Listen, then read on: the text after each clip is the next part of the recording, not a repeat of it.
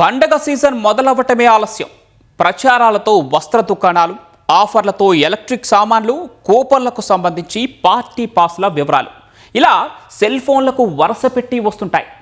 ఆత్రంగా ఏంటా అని ఓపెన్ చేశారా, ఇక అంతే సంగతులు. ఇలాంటి మెసేజ్లు, ఏపీకే ఫైల్స్ పట్ల అప్రమత్తంగా ఉండాలని సైబర్ క్రైమ్ పోలీసులు హెచ్చరిస్తున్నారు.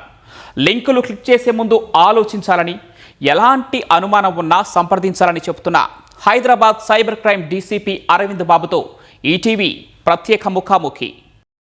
సైబర్ నేరగాళ్లు ఏ చిన్న అవకాశాన్ని కూడా వదలట్లేదు. సీజనల్కి సంబంధించినటువంటి వచ్చే వేడుకల సందర్భంగా వాటి నుంచి కూడా ప్రజలు మోసం చేసి డబ్బు కాజేస్తున్నారు. న్యూ ఇయర్, సంక్రాంతి వేడుకలు జరగబోతున్నాయి. దీనికి అనుగుణంగా సోషల్ మీడియాలో, ఇతర ప్లాట్ఫామ్లో, ఈ కామర్స్ వెబ్సైట్లో ఆఫర్ల పేరిట మోసాలు జరిగే అవకాశం ఉందని, వీటిపై జాగ్రత్తగా ఉండాలని సైబర్ క్రైమ్ పోలీసులు ఎప్పటికప్పుడు హెచ్చరిస్తూనే ఉన్నారు. దీని మీద మాట్లాడడానికి మనతో పాటు Hyderabad cyber crime DCP Aravind Babu garu ఉన్నారు. సార్, ఈ పండుగలకు సంబంధించి ఆఫర్లు, ఇతర వాటి పేరిట ఎలాంటి మోసాలు జరిగే అవకాశం ఉంది? గతంలో కూడా చూశాను. ఇప్పుడు డిసెంబర్ అండ్ జాన్ ఇది festival season. Sankranti, new year continuous గా స్టార్ట్ అయితే ఆల్మోస్ట్ ఒక 20-25 డేస్ మనకి ఈ ఫెస్టివల్ సీజన్, ఫెస్టివల్ మూడ్ ఉంటుంది. దాంట్లో మెయిన్ గా ఈ షాపింగ్ సంబంధించి డిస్కౌంట్స్, ఈవెంట్స్ కి సంబంధించి కూపన్స్ లేదా ఫ్రీ కూపన్స్ అని చెప్పేసి ఇట్లా కొన్ని ఆఫర్స్ రావచ్చు. అది జెన్యునా కాదా అనేది మనం వెరిఫై చేయకుండా ప్రతి ఆఫర్ ని కానీ, ప్రతి మెసేజ్ ని, లింక్ ని ఓపెన్ చేసి పర్సూ చేయాలనుకుంటే ఈ ఫ్రాడ్స్టర్స్ దీని అవకాశం తీసుకునే సందర్భం ఉంది. ఇలాంటి ఆఫర్స్ ఏమన్నా మీకు వాట్సాప్ ద్వారా కానీ లేదా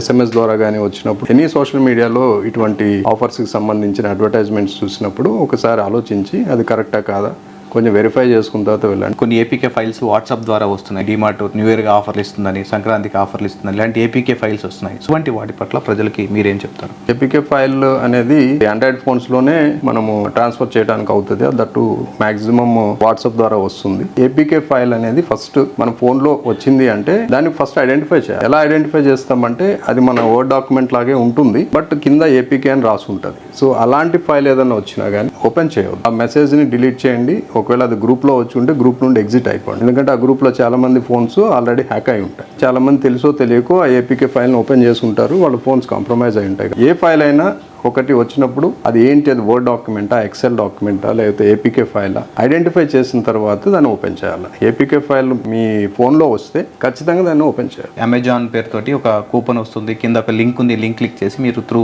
దాని నుంచి వెళ్ళండి అని చెప్పేసి మనకి సందేశం వస్తుంది. అమెజాన్ కావచ్చు, ఫ్లిప్కార్ట్, ఇలాంటి ఈ కామర్స్ వెబ్సైట్ నుంచి ఇలాంటి వాటి మీద జాగ్రత్తలు నుంచి. ఇప్పుడు ఏదైతే పాపులర్ షాపింగ్ సైట్స్ ఉన్నాయో వాటిని కూడా మెమిక్ చేసేసి, అంటే అలాంటివే లింక్స్ క్రియేట్ చేసి సర్క్యులేట్ చేస్తున్నారు. అలాంటి లింక్స్ మెలేషియస్ లింక్స్ అని అంటాము. సో అది వేరే ఒక పాపులర్ బ్రాండ్ నేమ్ తో వస్తాయి. సో అలాంటప్పుడు కూడా మనం సంయమనం పాటించి దాన్ని డీల్ చేయటం బెటర్. ఎందుకు అంటే జనరల్ గా ఇప్పుడు అంత ఆన్లైన్ షాపింగ్ అంత పాపులర్ అయింది కాబట్టి everybody is used to online shopping. ఏదన్నా రాగానే ఇమీడియట్లీగా మనం ఏదో ఉత్సాహంతో లేదా తెలుసుకోవాలనే ఆత్రంతో దాన్ని ఓపెన్ చేస్తాము. అలాంటప్పుడు కూడా మన ఫోన్ కాంప్రమైజ్ అయ్యే అవకాశం ఉంటుంది. కాబట్టి అది ట్రస్టెడ్ సోర్సెస్ నుండి వచ్చిందా కాదా చూసిన తర్వాతే అలాంటి లింక్స్ ఓపెన్ చేయాలి. ఇలాంటి లింక్స్ కొంతమంది క్లిక్ చేస్తుంటారు. తర్వాత కొన్ని రీల్స్ సర్క్యులేట్ చేయమని, మీకు ఒక ఆఫర్ వచ్చింది, దీన్ని ఒక 5 గ్రూపులకి అట్లా షేర్ చేయండి, సో దాని ద్వారా మీరు ఈ ఆఫర్ పొందుతారని కొన్ని రెగ్యులర్గా ఇలాంటివి వస్తూ ఉంటాయి. సార్, ఎవరు కూడా ఊరికే డబ్బులు ఇవ్వరు. There is no free meal in the world. Cyber crime ఎక్కువగా విస్తరిస్తున్న టైంలో మీకు డిస్కౌంట్ వచ్చింది, లేకపోతే ఈవెంట్ పాసెస్ ఫ్రీగా ఇస్తాము అని ఇట్లా వచ్చినప్పుడు మాత్రం సమయం పాటించడం సూచించదగింది. సార్, ఒకవేళ కనుక ఎలాంటి ఏపీకే ఫైల్స్ కావచ్చు, మీరు చెప్పిన లింక్స్ కావచ్చు, క్లిక్ చేసి కనుక సైబర్ మోసానికి బాధితులు అయితే వాళ్ళు ప్రజలు ఎలాంటి జాగ్రత్తలు తీసుకోవాలి? గోల్డెన్ అవర్ అనేది ఒకటి ఉంది.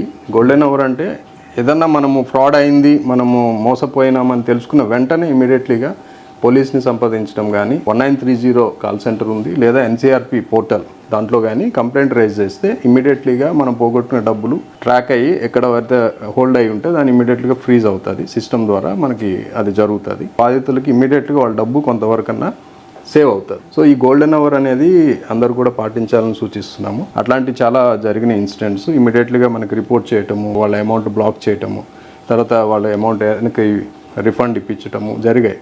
కాబట్టి we request people to follow the golden hour.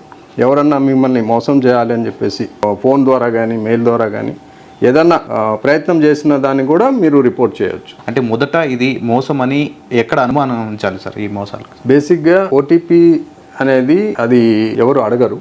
ఒకవేళ ఎవరైనా ఓటీపీ అడుగుతున్నారు అది అనుమానించాల్సిన విషయమే. ఇప్పుడు ఎక్కువ అంటే మీకు 100 రూపాయలు పెడితే మీకు 150 ఇస్తాము అట్లా ఎక్కువ అమౌంట్ మీకు రిటర్న్ వస్తుంది అని ఒక అబద్ధపు ఆఫర్లు ఇచ్చినప్పుడు అలాంటి ఖచ్చితంగా మోసమే ఉంటుంది. ఇక్కడ అంత రిటర్న్స్ ఉంటుంది కాబట్టి అట్లాంటి ఆఫర్స్ ఎవరైనా ఇచ్చినప్పుడు అది ఖచ్చితంగా మోసం అనే మనం గుర్తించాలి. సో ఇలాంటి యాక్టివిటీస్ మనకు ఎదురైనప్పుడు సైబర్ క్రైమ్ కావచ్చు, ఇది ఫ్రాడ్ కావచ్చు అనేది మనకి రావాలి, ఒక ఆలోచన రావాలి, గుడ్డిగా నమ్మొద్దు. సార్ ఫైనల్గా ఇప్పుడు త్వరలో ఇలాంటి ఈవెంట్స్ దగ్గరకు వచ్చే అవకాశం ఉంది కాబట్టి చాలామందికి సోషల్ మీడియాలో కొన్ని ఇలాంటి ఆఫర్లు ఆల్రెడీ ఇప్పుడు ఇన్స్టాగ్రామ్ ఇలాంటి టెలిగ్రామ్ లాంటి వేదికల్లో కనిపిస్తున్నాయి. ఫైనల్గా ప్రజలకి ఎలాంటి జాగ్రత్తలు మీరు చెప్తారు? వీలైనంత వరకు ట్రస్టెడ్ సోర్సెస్ ద్వారానే మీరు ఎటువంటి లావాదేవీలు చేయాలని చెప్పేసి మేము ప్రజలకు సూచిస్తున్నాము. ఈ పండగ సీజన్లో చాలా ఆఫర్స్ అనేవి కంపెనీస్ సైట్స్, ఆన్లైన్ సైట్స్ కానివ్వండి, లేకపోతే బిజినెస్ ఫర్మ్స్ కానీ ఇస్తారు. అలాగే ఈవెంట్స్ విషయంలో కూడా పాసెస్ సేల్ చేయడం జరుగుతుంది.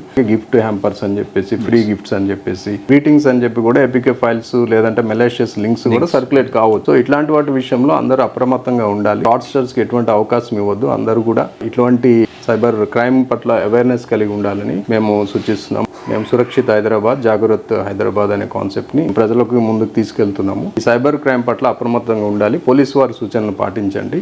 ఆన్లైన్లో మీరు ఎటువంటి లావాదేవీలు చేసినా కానీ 1-2 సార్లు ఆలోచించి ట్రస్టెడ్ సోర్సెస్ ద్వారానే ఎటువంటి లావాదేవీలు చేయాలని చెప్పేసి మేము ప్రజలకు సూచిస్తున్నాం.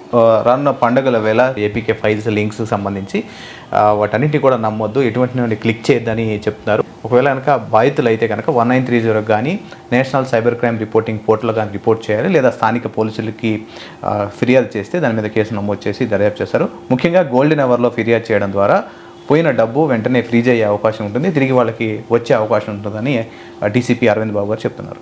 కెమెరామెన్ రమేష్తో నాగార్జున, ఈటీవీ న్యూస్, హైదరాబాద్.